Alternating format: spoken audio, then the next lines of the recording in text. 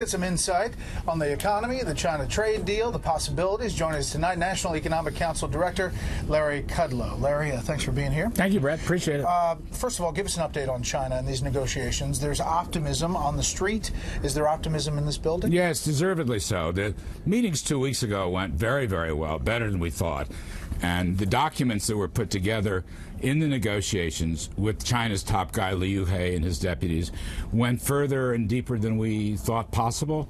And that includes all the technical issues, the structural issues, the intellectual property theft issues, the ownership issues, commodities, yes. Perhaps most importantly from the standpoint of Ambassador Bob Lighthizer, who's done such a great job, enforcement issues.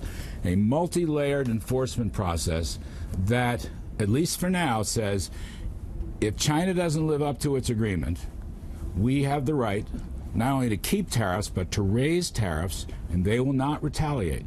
Now, that's breakthrough stuff. We'll see if President Xi and the Politburo agrees to that. But right now, we are optimistic, and this is probably closer than we've ever been before. You know, on your former network, CNBC, this morning, here's some analysis of the jittery markets about this.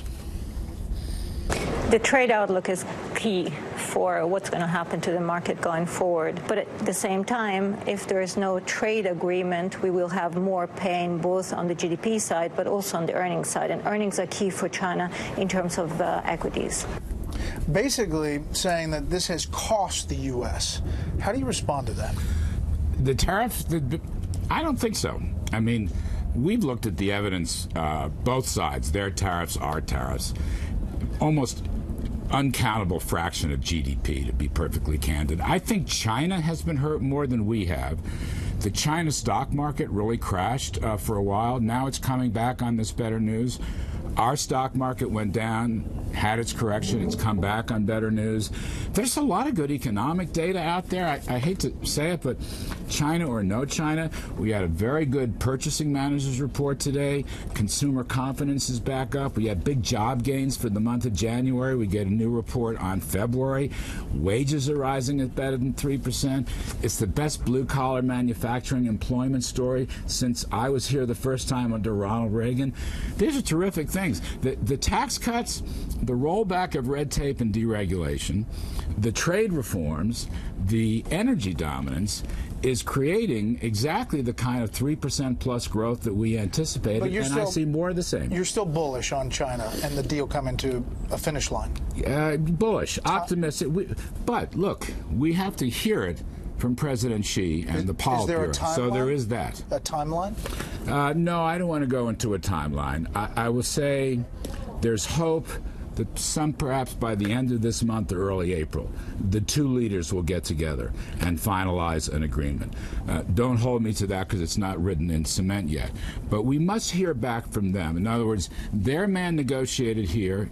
The documents are very clear, but we have to get sign-off from the Chinese Politburo. Today, Mike Bloomberg said he's not running for 2020. Other 2020 candidates talking about the economy and how they would handle it. Take a listen.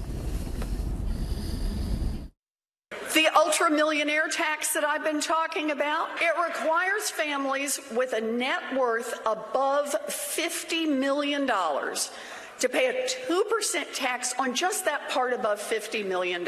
If your question is, am I going to demand that the wealthy and large corporations start paying their fair share of taxes, damn right I will. All right, so what do you say to people who say, listen, people need to pay more at the top scale? This is what they're campaigning on. And the president's pushing back with socialism, but is that going to strike a chord, especially in middle America? I'm putting socialism on trial, and I'm going to convict it as well. On this business about they don't pay their fair share, if you actually look at the facts and figures, the top 1% pays almost 40% of the income taxes. The top 10% pays about 70%.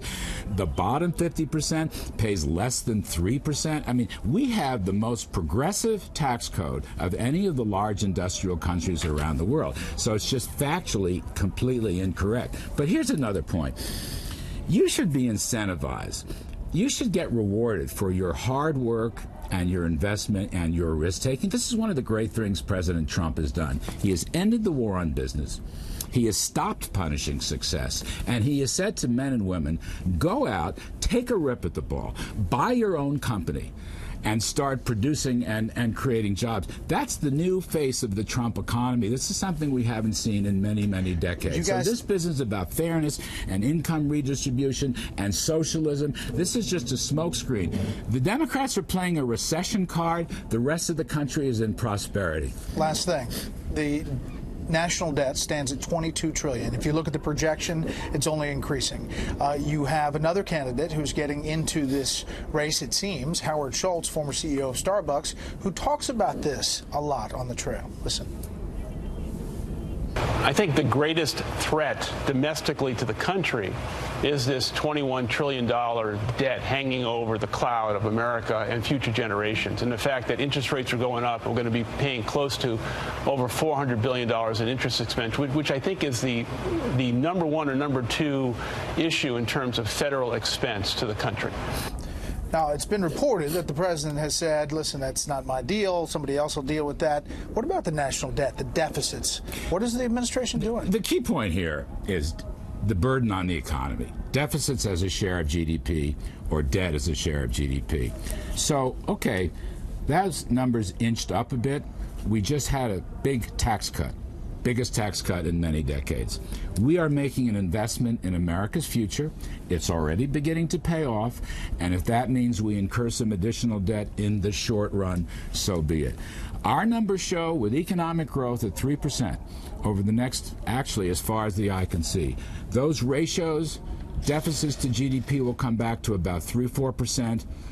Debt to GDP, which is hovering around 80%, will probably come back down to about 70 or 75%. So even though Candidate Trump said he was worried about the U.S. becoming closer to Greece, President Trump is still worried about that, you're saying, but focused on growth. Absolutely. You hear it all. He's a growth guy. Kudlow's a growth guy. Kevin Hassett's a growth guy. The whole program here is to unleash America's potential. Be creative. Use your God-given talents. I don't want government control of the economy. I don't want collectivism, Soviet Union, Venezuela. That's not where we're going. We are entrepreneurs, we are risk takers, we are workers, and we are owners. That will solve all of these problems, and people will be very prosperous. And you know what, Brett? They'll be in a happier mood, much happier mood. I miss the happy mood. Thank you for the time. We appreciate you coming out here in the cold. Thank you for the hot. You got the really heater. Appreciate yeah, the you heater. got it. Thank you, Larry.